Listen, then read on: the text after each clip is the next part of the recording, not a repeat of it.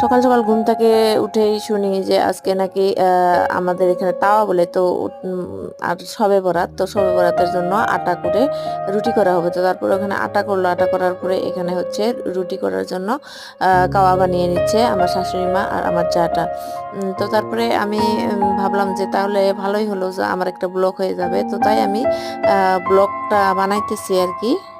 তো দেখি কত দূর পর্যন্ত করতে পারি। তারপরে যখন আমি ব্লগটা করলাম, তো তারপরে দেখি এত কিছু এখানে হয়, এগুলো তো আমি কিছুই জানি না। আমি তো আজকে জীবনের মনে হয় প্রথম দেখলাম আর কি এরকম শবে বরাতের রাতে এত কিছু করে।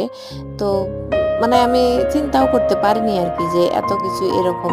তো যদি আমার পুরো ভিডিওটা দেখতে চাও বন্ধুরা, তাহলে আমার চ্যানেলে ভিজিট করো, গিয়ে ওখানে শবে বরাতের ব্লগটা দেখতে পারবে। তো আজকে এই পর্যন্তই, তো সবাই আমার ভিডিওটা দেখে নিও চ্যানেলে গিয়ে।